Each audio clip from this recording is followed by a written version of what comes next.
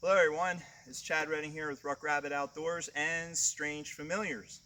I am here today back in Tuscarora State Forest. This is the actual campsite where me and Tim stayed when we were checking out Pandemonium. This area used to be the old CCC camp. We do believe that this was actually where their dwellings were, where they stayed. This also was a location of a former ranger cabin. So just to kind of give you guys the lay of the land, this tree here is where I had my tarp set up. Tim's tent where he slept was there, actually underneath. If it was still there, it would be underneath that piece of wood. A big storm had just come through, I guess, in the last 5 days. It's been 5 days since we've been here, and already the place has changed. That's just the nature of the woods. So there was a lot of down trees. My pack was hanging over here, actually where my walking stick is, and Tim's pack was hanging right here. So I'm telling you this because, believe it or not, it is important, and you guys will find out when the show drops. So Tim, like I said, once again, Tim's pack was here, his tent was there where that down piece of wood is, and this is where my tarp was. Over here we had fire pit and a picnic table.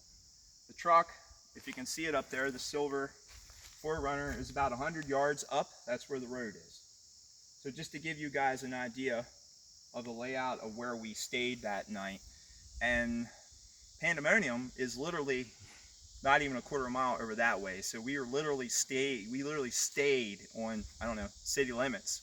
Or back then we would have been where the camp is. So I'm going to go for a second. I'll be right back. I'm going to show you some of the ruins that are here. Okay guys, this is one of the ruined foundations of what would have been the house or cabins or houses that housed the Civilian Conservation Corps workers. Now these foundations are almost 90 years old, and this is typical of the ruins you find in the Northeast. You know, most people, when you say ghost town, they think of, you know, intact wood buildings.